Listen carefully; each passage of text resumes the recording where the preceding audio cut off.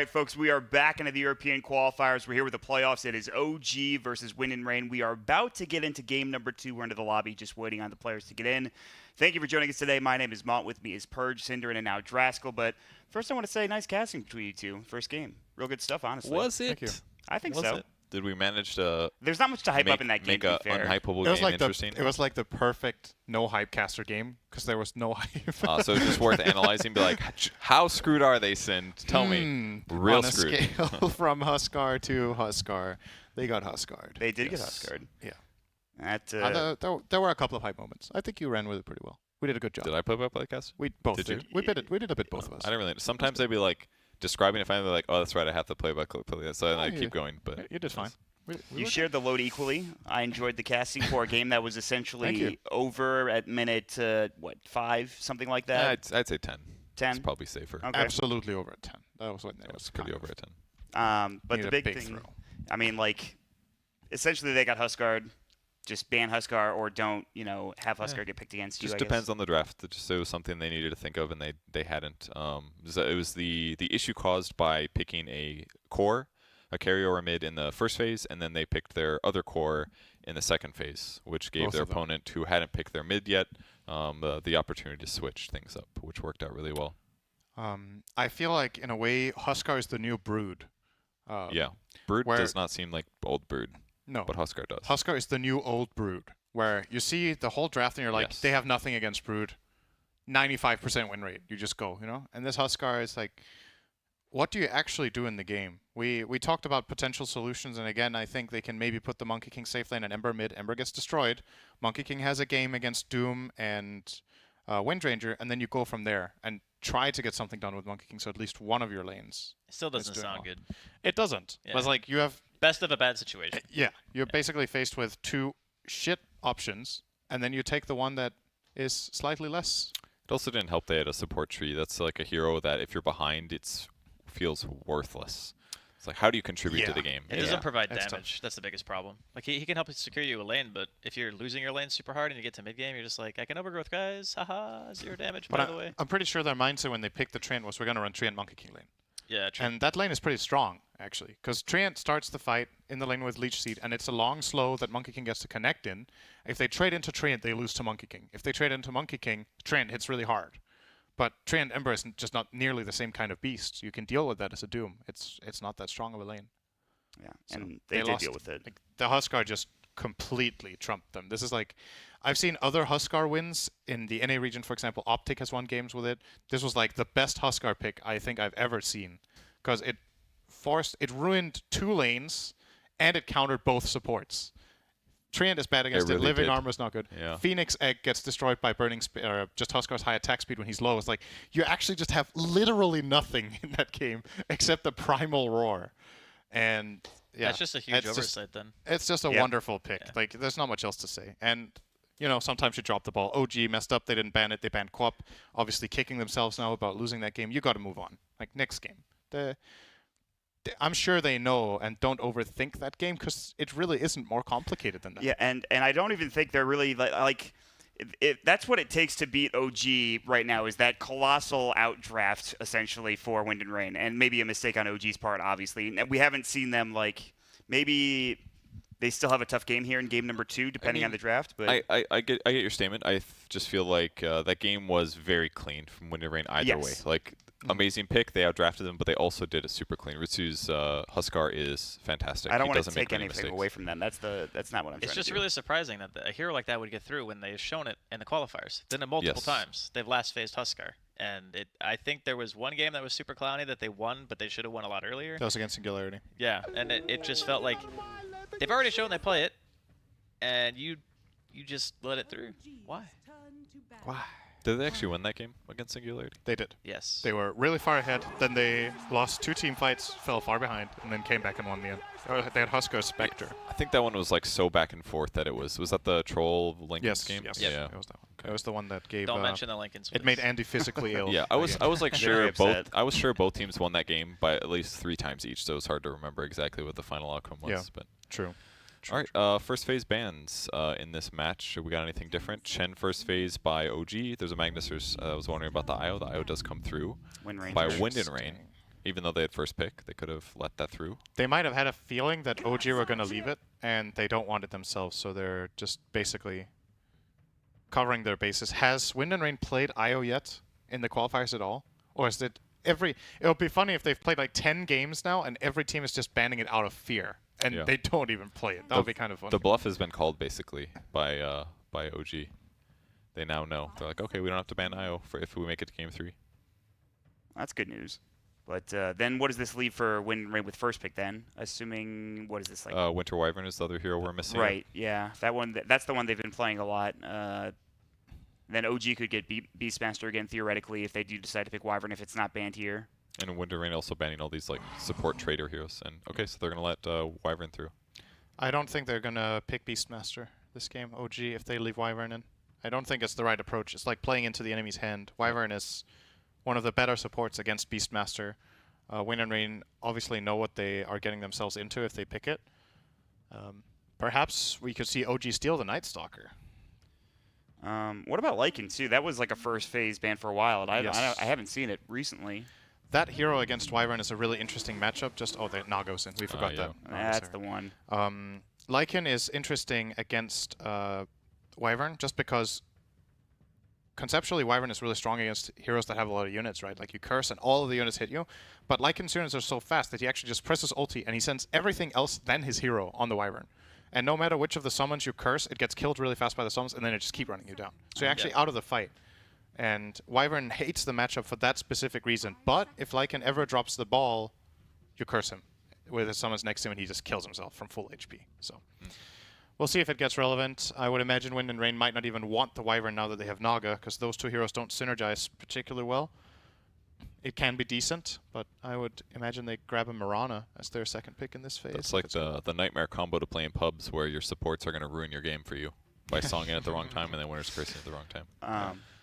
So Naga Disruptor, Naga Jakiro used to be things that were picked very often. It seems like that's kind of fading away now. That kind of combination of heroes is sort of not as prevalent as it once was. It just seems like people cared more about like the team fight setup, and they didn't care quite enough about thinking about the lanes.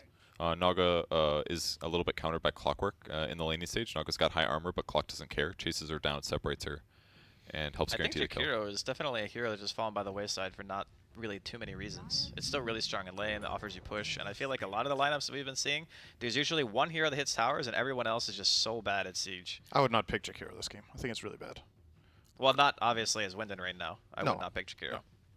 No. But I just mean in general. I think the hero does have a place. It has a place, but it also has some weaknesses. The spells are difficult to land. It's slow. It's pretty good against some specific lane matchups. Against most lane matchups, it's good. There's some specific ones that are hard.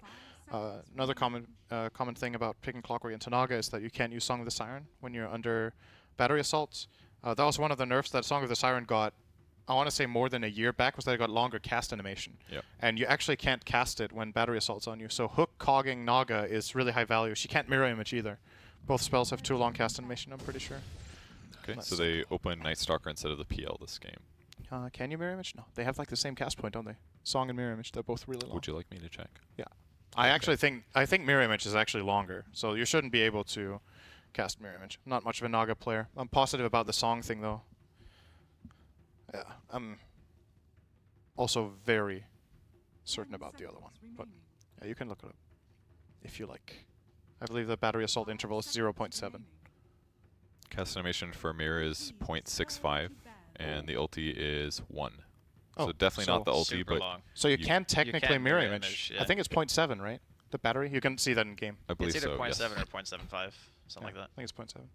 Does it have a projectile travel time or anything like that, or is it just No. like instant? I No. think it's instant. But I guess if you like actually just mash your mirror image button, you can get it off, maybe? Yes. If you get unlucky, though, it could take a really long time to go Yeah. off. Right. Not to mention everything else going on in the fight if you do get hooked and all that. But Yep. So Night Stalker, Wind and Rain, grab this. It's got plays against Ember. I kind of like it against Clockwork too. You can fly out of cogs. Not so good at daytime, but during nighttime it's an annoying match for Clockwork. If you get Crippling Fear during cogs, you have 50% chance of getting out of them because you can actually miss your cogs with attacks. Nighttime, that fear is pretty damn annoying. And of course, it's a good way of catching Ember. So once again, Wind and Rain are definitely very comfortable with their picks this time. Let's see if OG can manage to find a better solution this time around. Do you do Night Stalker Naga, or do you think you wait for another hero for Wind and Rain, like that you would send down or up top? What do you? I'm sorry. What? Like what if do you like doing dual lanes, which dual lane do you do Naga Night Stalker together, or do you I don't send something else? necessarily think they'll be together.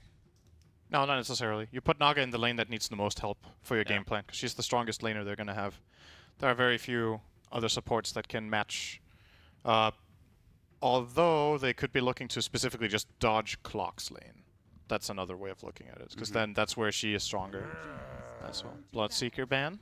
At this point, PL was, I believe, it was picked second, I believe, for Wind and Rain in this last game. So it's still available for either team should they want it. And again, OG has played it before as well. So I think Wind and Rain won't like him. Yeah, I don't think they would pick PL. I mean, Morph is banned as well. It's just a trap. Like, you don't really want to pick it into Ember, I feel. What do you think, Lycan? They banned Bloodseeker. They have Night Stalker. There's some pretty obvious synergy there. It allows them to just run down. I feel like Ember is not very good against Lycan just because, yes, you can root him in place, but you can't root his whole army, and they actually just run you down. There's a chance you won't even root the right guy. Yeah. They banned it. Good ban. Yeah. Witch Doctor grab from OG. And it's crazy how in the Deny past pick? few days that it's been Witch Doctor instead of Warlock. We saw a lot of Warlock the first day, maybe even a little bit the second day. Now it's all Witch Doctor coming out. It just feels like 30% of the games you watch Warlock, he just seems so bad. He's like good in the laning stage, and then for the rest of the game, he's just useless. And I feel like those miss games where that hero feels terrible just have really hurt his trending.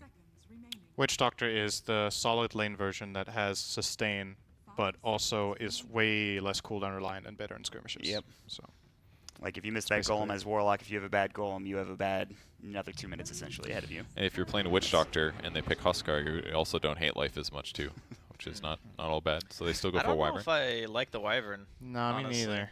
I'm looking at it and I'm thinking, Wyvern is a hero that you either open with or you pick it to directly counter something, and it's doing neither of these things right now. So I'm kind of wondering what the purpose is. Yeah, because the other two picks here are not necessarily leading into a great Wyvern game. They did have Night Stalker in their last Wyvern game, but I feel like the lineup of both teams played more into Wyvern's hand. This hero, in my mind, is not very good against Ember Spirit.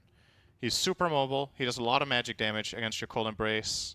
He can catch you at any point. Even if you have good positioning, you can just get outplayed. Like even if you're doing the right thing, it can fail. He's also getting at risk of getting hook shot. You can fly out of the cogs, but still you get the stun. You give Ember time to catch.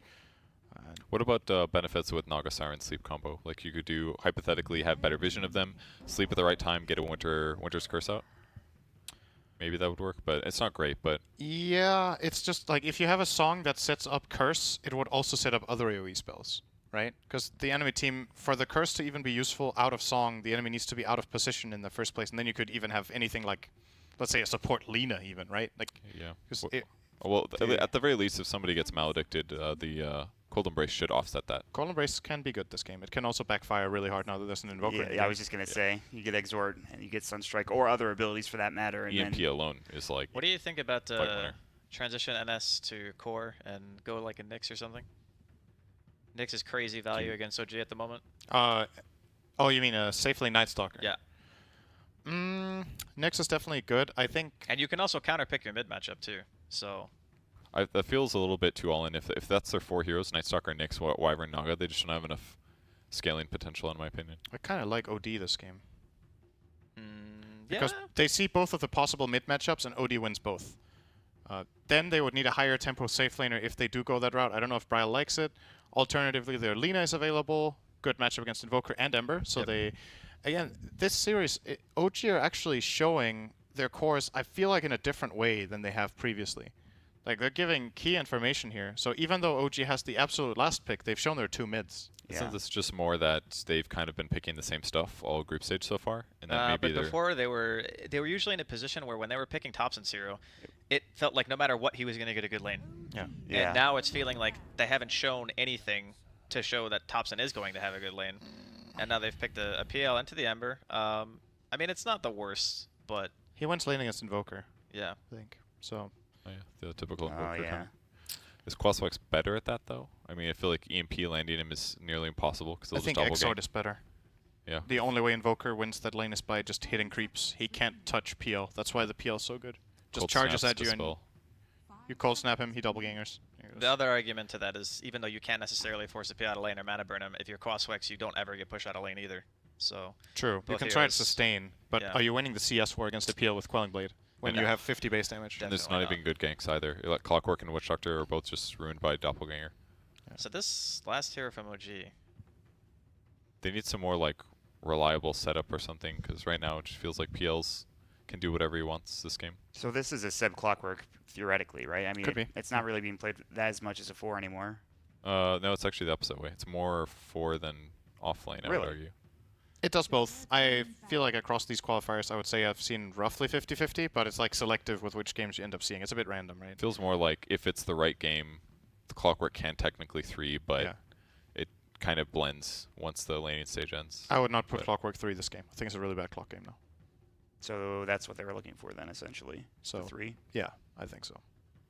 Put Jarex on the Clockwork, let him do what he can in the early game, make moves, and then make sure your position 3 can counterpick the opponent, really, is what we're looking at here, because I just don't like them picking this Invoker. I think they should have picked an offlaner with the information that was presented to them and saved Thompson's pick for last, because now they ended up get 2 counter picks this way, basically, into these 2. And the PL's not even bad against their heroes. They were kind of forced in some ways to ban Mirana and Lycan, but like Clock feels worthless against PL almost all the time. He's just good against like Naga Wyvern. Witch Doctor's not going to do well against, like, they just he's don't not have a even lot of good PL against Wyvern, solutions. actually. Wyvern just flies out of your cogs, too. But at the least you can like try to interrupt a chain setup or something. I don't know. Yeah, I guess flying out is a big issue. Clock can set up the Ember, and Wyvern cannot fly away from Ember. Wyvern dies to Ember, always, if it gets caught, unless he's farmed Nesglimmer. It's a pretty hard matchup. Yeah. I mean, no matter what happens here, we're going to have more of a game than the last Yeah, one. I'll that's what I guarantee you was that. gonna Like, say. this is a totally different beast, but I'm still liking Wind and Rain's draft more overall, especially if they find the right pick here against the... So they're going to go Leshrac. Not so sure. In my mind, Wind and Rain could have taken more advantage of the picks that they were shown. This Invoker Ember could have definitely been countered more than PL Lesh, I think. They needed a So- building hitter that was also a mid, though, if they want to lane him that I way. would have liked the Lina, actually. I think Lena would have been yeah, fine Lina would as have been well. really good. Against Clock, I feel like That's true. Clock is She a has bit a much dangerous, worse- but Leshrac has the It's- same problems. But we're assuming that it's True. not going to be 3 clock, which means the 6 is going to be delayed, and you're also going to have decent rotating heroes, so... Okay, so Underlord is decent against PL, has pretty decent disable. I guess it'll give them a lot more ability to work around their opponents between like Clock and the whatever it's called. Hit a mouse. Did Clock they just was- do 4 They combined did. Yahoos? Yep, they did. Oh, I might have even... No, they had some kisses in there, too. That's teamwork. That's all that is. They are team chat wheel spammers for sure. So it'll be a Lesh mid versus Invoker then. They wanted to keep the PL in the safe lane. It's It's a kinda what it much looks more like. favored matchup for Invoker, and gives a really good reason to go cross Wex now. At least I assume that's what it'll be. Maybe they'll swap here in the last moment. I think it makes most sense to put PL mid and Leshrac safe. I think Ah. it's the best laning they have. Yeah. Leshrac Naga is a really strong lane. It's an obvious and easy setup for the stun. It has the Riptide advantage as well. Doesn't make Clockwork too good there though. I don't Um, think one big so. advantage. Maybe they'd you have. kind of have to pick your poison, because I think at the same time the Leshrac mid, you putting PL against Underlord is pretty rough actually. It is. We saw that matchup earlier today. Granted, that was a one-on-one mid, but Nisha destroyed. Who was it he played against? It was Ember Thompson. that game, wasn't it? Yeah. I Oh, think Ember. it was Sorry, Ember, yeah. sorry, Yes. it was Ember. My bad. I think PL maybe does slightly better than Ember, but he should Not still much. he should still be losing that lane. Yeah. Underlord's advantage against melee heroes is just he gets a lot of damage obviously from creeps dying, and he has more damage than you. He has a Quelling Blade, and then if you try to trade CS with him, he firestorms, and you have to run away. So he just takes the wave and benefits. I can see logic to both options, so I'm not going to say what I think just flat out is one thing is better than the other. Because you're right, if you put the Lesh Naga top, you make Clockwork's lane very nice. So that's about what they think is more important for their draft here, Wind and Rain. Yeah. This is going to be closer. I don't have a clear favorite in this one. I would have had it if Wind and Rain used their last 2 picks a bit better. You think maybe Anna goes a different build this game, since he's against the PL?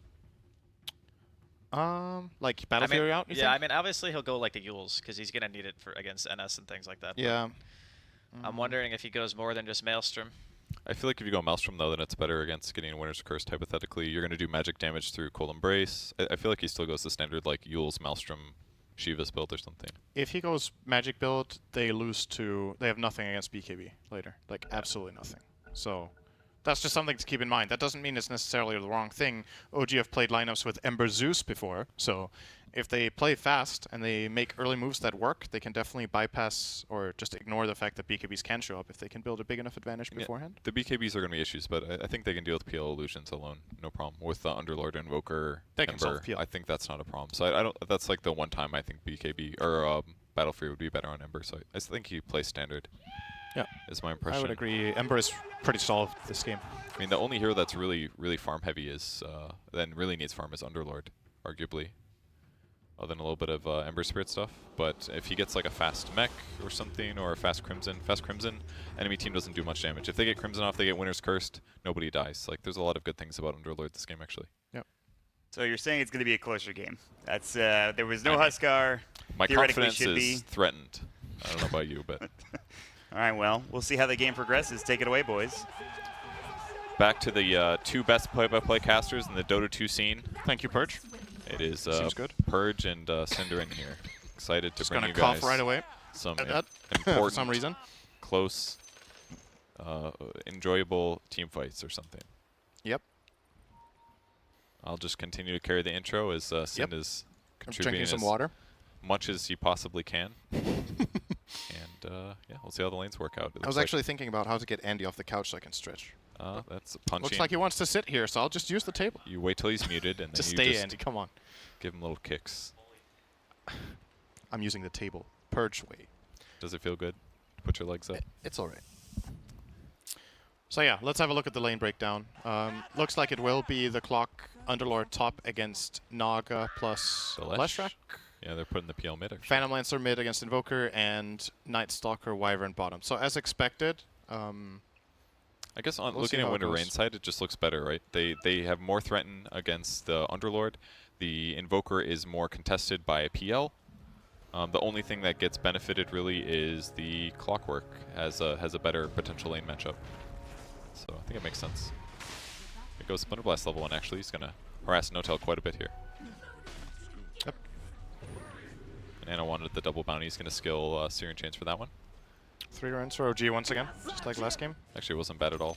Notel loses like 100 mana, 1 tango, and he should be full healed just about. Ooh, Ritsu missing the block this game. They're just tipping each other all the time.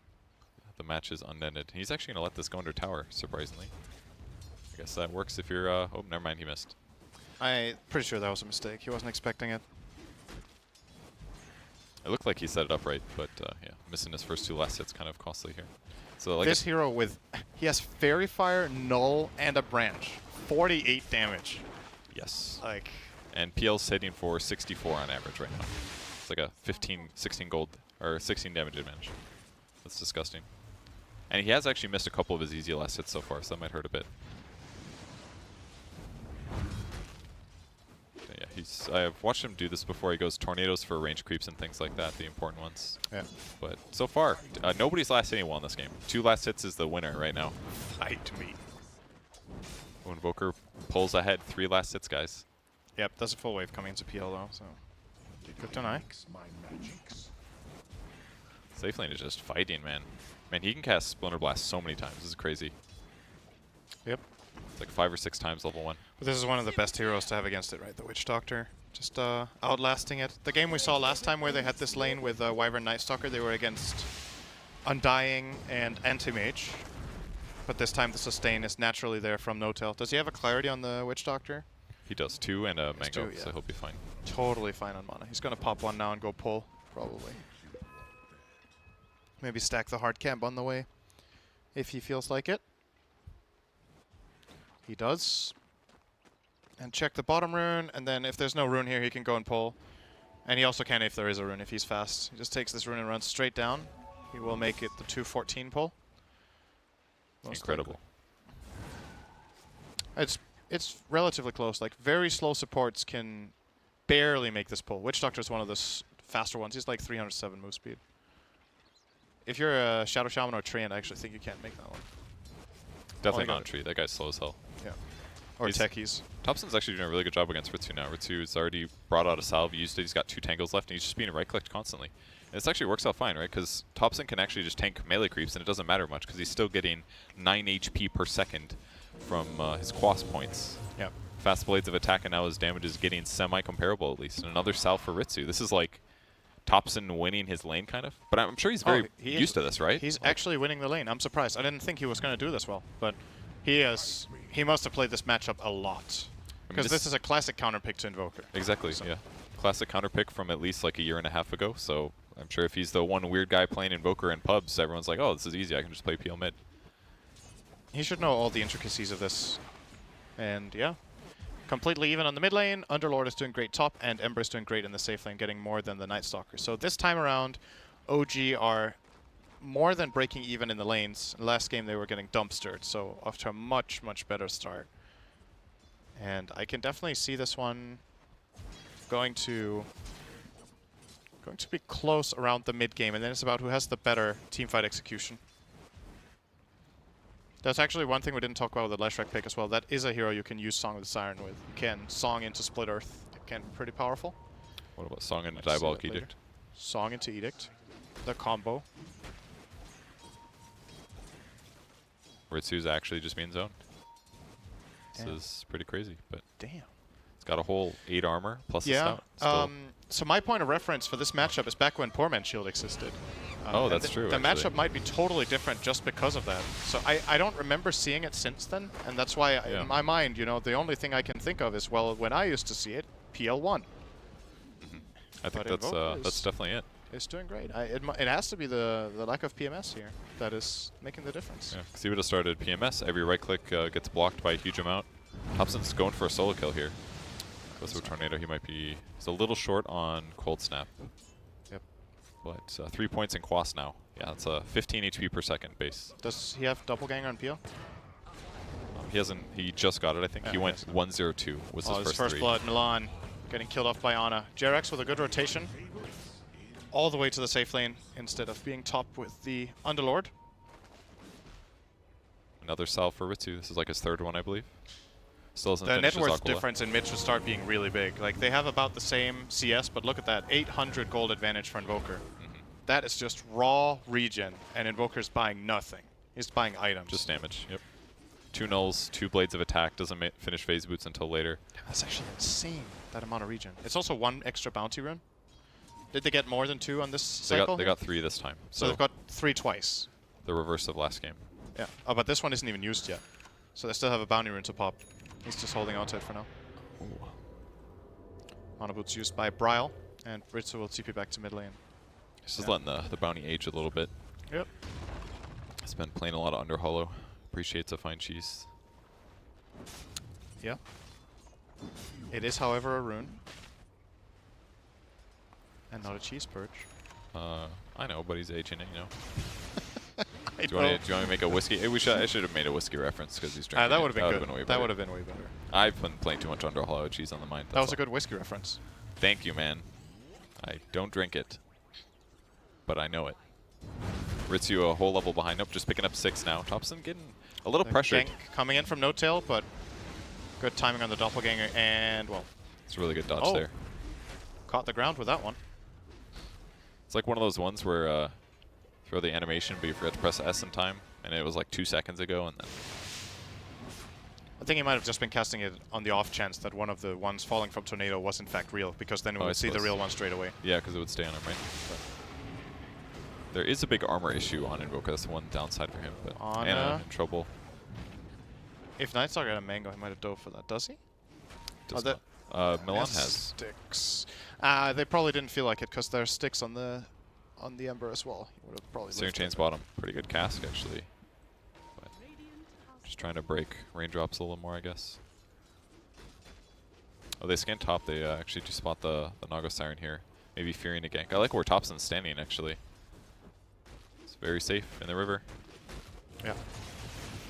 Top lane. That was not the guy they wanted to split Earth on, but it might still be enough to get the kill. Lightning Storm, just barely getting Jerax on the way out. It feels extra good to get the kill while he's TPing, so then he cannot TP back to lane. But trade-off here. Oh dear, they overextended onto Seb. He's going to be really happy with that kill. That is so big, so low core kill. At the same time, Night Stalker did take a fall bottom. Very so different game this game. yeah, so different. OG are looking pretty dominant in this laning stage. Oh, Anna's in trouble. He went for Searing Chains to get a last hit and harass the Wyvern. The Casca is going to buy him some time, though. And no more mana from Milan. Frev's still looking for a chase, though. He's got Flame Guard finally, though. Oh, the aggressiveness. I'll be right back, guys. He's literally not hurt at all by this. They just spent how much mana using Voids on Night Stalker? Here he is back in the lane. And he gives bottle charges to No Tail. Nice play from Mono. He really knew sick. the limits there on the TP out. Jarek's rotating over, looking for a catch, but they're going to back off. I saw that. Look at all these Radiant Wards. Holy crap, dude. Bot lane, that's where they want to fight. Everywhere. I feel like they can see every inch of the river area. Yeah. They even see up on the shrine side as well. Diving for Forev here. It's a good dive. Look at Taking that. advantage of all that info they have from that great ward at the shrine that No-Tail got placed. Well, this is kind of cost them a little much. Tried to save the battery salt mana, but dive went a little bit longer. Katrak sitting invis in the mid lane. This could be Topson in trouble here. He's got EMP Tornado ready. EMP will be dodged with that, but it's going to catch the other. Yeah, if he doesn't get that EMP off, I don't think he had Ghost Walk mana, perhaps. Nah, he was actually set. He had a lot of mana. And they're just super diving on the bot lane here. Milan's trying to slow things down, but if there's no creep wave, can't deal any damage to Ember. Ana thinking about heading back in a moment too. He's got another TP ready, but gotta be a little careful. Oh, Jarek's finding Katrak in the jungle here. Should be a kill. We'll see. Oh, yeah. He got him. And he can TP out against Night Stalker at daytime. Convenient. So in the meantime, Seb just killing top lane very easily. Picks up a fast hood. So now he pretty much can't die to Leshrac is what's going to happen here. Yep. And if he does, it's going to take a lot of mana from the Leshrac. So now he just comes in the lane. Leshrac can't even get close to competing in right click, and he can just farm whatever he wants. So he's getting like lane creep, hit the jungle, lane creep, hit the jungle. So we should see Underlord have an incredible advantage this game. Damn. He thick. Chain? No, no chain. Oh, he had cooldown. He's going to use it now, maybe. Oh. That was kind of lucky looking. Yeah, that was a chance of that failing, I think, but got to take the chance. He's got one more remnant. Witch Doctor's running. He will be fine. There's only a Night Stalker slow. Oh, convenient bounty rune on the way back for No-Tail. Very nicely timed. Cask. He can fight in 5. Actually, might be a play here with Flame Guard. Oh, maybe not. Alright. Oh, he dodges the lightning. Yeah. That's his last remnant now. So this is any hit here. Good Cask. Wow, that was so close. Man, Anna just does these like crazy plays. I feel like he's played Ember Spirit in the safe lane like every game for the last month or something. So he just does everything perfectly. He is Makes very him look skilled. normal. And Lesh ditches his lane. He's going to go for the pressure in the off lane as a result of this gank. They do not have a glyph, but they're TPing and Topson's coming in with the MP.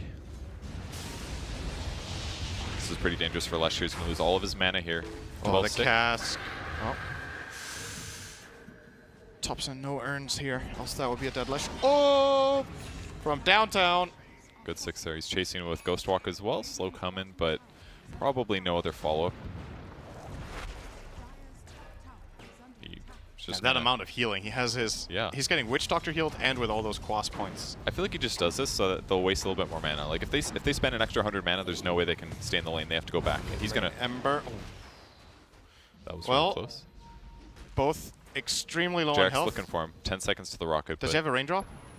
He does not. Oh, nice. Oh, he predicted it too, but He thought he was a bit further north.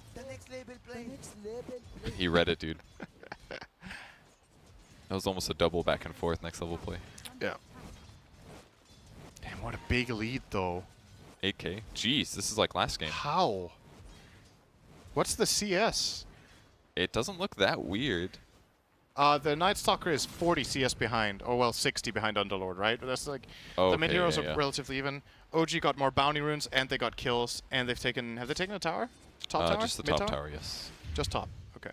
It's the one that Underlord pressured when Still, the Lesh left. 8,000 gold just from this. And I don't have as much confidence with Leshrac going into the mid game either. Oh yeah, the PO spent so much gold on regen. It's true. You're really starting to feel it here. How much that ended up mattering. He's 1,800 gold behind Topson on that mid lane. I'm sure Topson feels real good considering how last game went. Oh yeah. Got to play. It's fun to play Dota. You mean beat people? Is that what you're referring No, to? just play Dota. Last game he didn't get to play. Oh, really. okay, yeah, yeah. Now he's at least having a good time. Vanguard's up on Underlord. And with PL 600 gold towards his Diffusal Blade, I think he's going to be a monster for a long period in this game. Like Seb was just like, you're cute, you know? Yeah, it's just gonna stand here. Who cares, man? Hit me. This is one of those glory Underlord games, honestly. It really is. He can do whatever he wants. That was a great pick. He's gonna barrier off. Oh, that's a snipe on the Night Stalker. Clockwork coming in to connect with Thompson, and importantly for Thompson, he gets earn charges here. He will be buying the full Spirit Vessel in just a second. I'm sure they'll be looking for a kill. With those 2 charges, if he just goes the Secret Chop, picks this up, definitely a kill in waiting. And Wyvern's the hero they find. So trying to ulti here, but the Cold Snap and the Battery Assault doesn't get it. It's a pretty nice synergy too. He's dusted up. Alright, he's in trouble. He's going to die now. Bought his item. Forgot about the recipe. Didn't have the recipe, so no auto pickup. But I mean, right, he's still very vulnerable to damage. Like his regen's insane, obviously, but he does not have enough armor to just sustain these attacks. The health from the vessel definitely helps, though, which he will be picking up now. So even though they got that Invoker kill, it doesn't feel that good because they're losing their mid tower. That was a big rotation over from the Dire. They're looking to trade for bottom, but losing your mid tower to a solo Witch Doctor is not ideal. Seb was working on that one for a while. True, okay. true. But Seb left, and the Witch Doctor didn't have to back either, so he kind of just finished it off on his own. It's a good feeling. Yeah. So now Winter Wyvern's basically playing defensive. He's going to deny the top tier 2 tower that's been pressured recently. It's going to take a while. Wyvern's base damage not so great, but... Oh, is he going to... Oh. I got it. Ana might chase this. He's yeah, he's going to go for it. He taunted him. Was it too early? Oh, that's just a flat-out wasted curse there from Milan. And Thompson is going to solo the Leshrac. Alright, this is literally a repeat of last game, just the opposite way. That's what it looks like. Ward behind the tier 2 towers. They're going to pressure this as well. Naga Siren's only level 6. Clock going to spot out Ritsu. Man, Frev level 6 as well only. Doesn't even have phase boots yet. When this game started, I was not expecting it to be an 11k lead minute 15. That's actually really surprising. That is this one-sided. They're going to get 4 bounty runes again, as it looks. Unless Naga can break this one. What if you miss micros for 4 seconds? It's happening. It's happening. He didn't check. He forgot. Too busy trying to avoid death mid lane, so. And Ana will find Kitrak here. I guess nobody wants those bounties right now. I think Ana probably looking mid lane here, not noticing the guy standing next to him. Connecting the chains. Here comes Underlord. Dark Rifting into mid from bottom. They want to push. Tornado EMP. Oh, nice slide chains. And this song is not going to save anyone but himself unless... Okay. Oh! Last bounce and see ya. Oh, okay. Actually, nice mirror image, but see ya still. Milan going to fly over the cliff here, getting out, but that's pretty much the only good thing happening in this exchange. Oh, Ritsu could be in trouble as well. Tornado into Ice Wall. He will doppelganger this one off to the left. Trying to bait them with the illusion, but it doesn't matter. Thompson has already called his bluff here. And the cask was bouncing anyway. My god. They are just... Winter Wyvern looks awful here. Oh, the Underlord! The Underlord! Oh, a little early. Almost had it. Although he did have Flame Guard, so very likely... You need to be super clutch with that to hit that before Flame Guard comes off. Oh no, Lesh in trouble. Here comes the Sunstrike. Oh, okay. They did it. Really, honestly, very elegant executions here from OG. They're making it look so easy with the slide chains into spell combos. This is the stuff they've practiced a lot, and they're very good with. Pipes up here. That's going to hold things off. That was actually much smarter to rush than the Crimson. The peel's not the issue, but if Splinter Blast slows this down, that could stop it. Frev looking like he's going to die for nothing here. This game is just over for him, and probably his team as well. Yep. GG is called. Wow. Okay. Somehow more dominant than the previous game. Like, this felt like last game OG was like, this is all we can do, and they did their best. But this game just felt like they just put Wind and Rain on the back foot, and they forced terrible moves, and they made them look like a tier below. I think they were angry after last game. That's why they said Yahoo a lot, and then they just kind of switched gears. It's 2 deaths. Jarex once, Thompson once. I think angry is the wrong word. I think they were just very motivated to just prove how the last game was. It wasn't a fluke. Fluke isn't the right word to use for that kind of game. It was just a mistake. Like, let's call it that. It was like two teams that are like skilled enough to execute relatively decent strats, and Wind and Rain executed it extremely well, and it was just such a hard counter that OG couldn't do anything. And this game was just like OG being like, here's our heroes, we're just going to outplay you constantly. Yeah, it was very interesting for me to see they picked the Invoker and basically showed their hand. And then Wind and Rain are like, we'll pick PL into this. And he just lost the lane. So actually, they had the information and they picked a matchup they thought they were going to win and they lost. I think they just didn't know this matchup. Just like I did. I thought PL was going to do pretty well. Yeah. Yeah, I think you're right about the poor man's shield. I think that was the big difference maker. It's very interesting. Might have also have something to do with the change in the region formula. It might favor Quaswex Invoker compared to the old region formula. He didn't have to ferry out any regen, and then Ritsu has to ferry out 2-3 salves in that lane because he gets poked too often with Cold Snap and all the other stuff. And nobody did Quaswex Invoker against PL back then either. It was always Exort Quas. So level 1, you have Exort. Level 2, you get Quas or whatever, and then like later you get another Exort. So it took a long time to even get the level 2 Quas. Level 1 Quas is 1 regen, level 2 is 3. Yeah. So like instantly when he hits level 3, he's pumping out like 10 HP per second in that game. Completely different circumstances with the lack of poor man's shield. That's like an extra 12 damage on average per hit, if not more, because it's like an extra armor. It means a lot. Like it is a lot. It's a big difference in the region formula there. And that's the loss when playing against a hero that specializes in something that almost nobody else does. That's like the only guy that's going to really know all the ins and outs of that. And in these matches where you got to play these random things where you're like, yeah, that'll work. Yeah, you'll encounter situations like this. Yeah, I agree. I also think that the third pick Winter Wyvern was really strange for me. And then picking Leshrac even after they've shown the Invoker and they've literally only played it one way. And then choosing to put the PL, like you already mentioned, in the lane where they thought they were going to win, lost. The Leshrac is now at a position where he can't actually play his game either. Because now he has to try to fight into an Invoker who had a really good lane, who already is good against his hero, and it's good against Wyvern. And Cold Snap's good against Night Stalker as well. And it's over-leveled because Lesh is in a dual lane. Yeah, it's super over-leveled. There's just like, after the first 10 minutes, I didn't see really any way for them to take fights, really do anything at all that game. It's crazy. What it comes down to was what you were talking about during the draft, which was they played their hand for OG with Topson Invoker 4th. They had Anna Zimmer Spirit 2nd, and you thought they could abuse the draft more, I think, in favor of Wind and Rain. Do you still think that way about the game? Absolutely. I actually, like, thinking about it now, thinking about how Quaswex Invoker lanes, I don't even know if Lena would have fixed it. There has to be a matchup that hero loses, because it used to lose a lot of matchups, and I don't think it got changed that fundamentally much that it can't. But I think with 3 Quas you have, or is it 4 Quas? You have like 19 regen, almost 20. He was around 20. He had about 20 in the mid game. Yeah. The way you beat Invoker in lane is that you beat him in the first few levels, because that's when he's weak. Like even Quaswex Invoker is weak, but PL doesn't. PL is weak in the early levels too. Yeah. So you want a hero that's strong in the early levels and has a favorable matchup.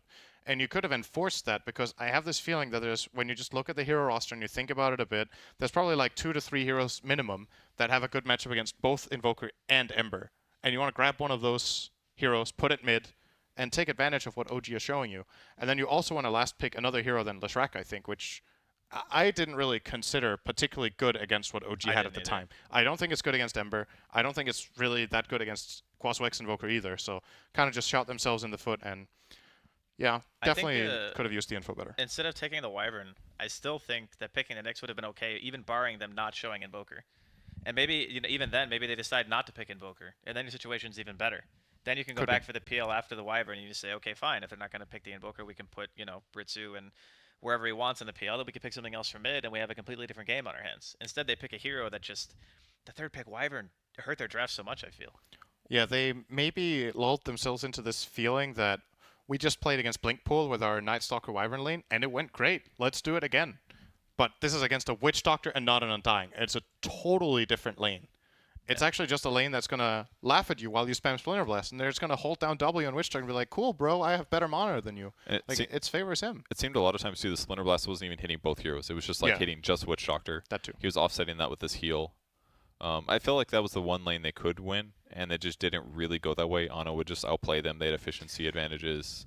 Seemed like it was things like that, too. The Jerax Invis rune that he got to get that early kill onto one of the heroes, and that he came down bottom, he secured a kill, and that he stayed there. He didn't have to go back. I mean, he went back top once or twice to help Seb, but Seb was fine up there. Yep. He was getting CS. He had level 2 Firestorm. They didn't need to have Jerax up into that top lane, so I think that early rotation was really smart, and that probably pushed them over the edge of an already decent lane for them in that situation. Got a good kill on, I think it was the Wyvern. Yeah, I think so too. was. Bottom. And it was first blood as well. And obviously first blood extra gold is nice and helps that lane out. So yeah, just honestly just an outplay and an outdraft in the end on lanes that I once again still think Wind and Rain could have done better. Better with the information that they had, but still OG definitely just showing class in that game. That was way more of an outclassing than in the first game. Because from our perspective, the lanes could have definitely gone better this time for the Dire than they did, and they were just destroyed in the first game. It felt kind of hopeless. There were a lot of small moments where they would almost get a kill, but then like a Witch Doctor cask would catch like 2 heroes that couldn't chase anymore. Like I'm looking at the scoreboard, and there was this jump here for Ana at like the 4-minute mark. Yeah, look at that, the teal line towards the start of the game. Yeah, I Yeah, think look at that jump there, like a couple minutes in. This huge jump here, I think that's like first a couple blood. kills. I think that's first blood.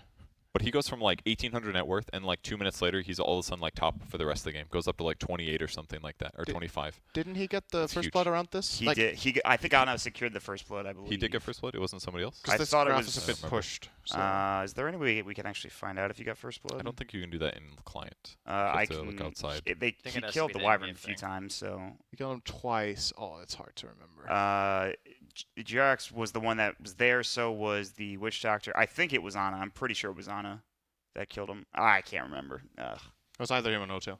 It's like an abnormal jump in the graph either way. Like Yeah. to see something like that happen just suddenly at the 2-minute mark or whatever that is. It's later. I think this bar in the bottom is actually it's misplaced, I think. Think so? Look where the graphs the graphs start at -130, right? That's before the creep spawn. Yep. It's either this one or the Team XP and Net Worth one it's not placed correctly, the other one, like this one. Look at this. Oh, it's yeah, super This one moved looks busted. Yeah. because there was a pause? There was a huge pause. But right it wasn't after like draft. 8 minutes long. But the pause, this says 0-0. The pause was during the draft, correct? I thought? It was at the end of the draft. There was a big pause. It's happened both games so far. Huh, so that. I maybe don't that, feel like maybe it that's contributed that many minutes. We're going to figure it out eventually, but Not on this stream. yeah. Not here. So, I mean, what do you think? Game 3? I mean, we thought Game 2 was going to be closer. At least I did, personally. Yeah, me too. Game 3, hopefully a decently close game between these teams. I would like to see a way in which the lanes themselves seem fairly evenly matched, just on matchups. And that's what I think Wind and Rain thought that. And they were just wrong. Sometimes you're wrong, and then you go into the next game and do something else. Maybe you fish out some of the older classic matchups against Invoker, except PL, or you ban it in the second phase. Okay. Just an example. The Underlord pick was also really smart that game. Yeah. I think that was a great choice from OG. So,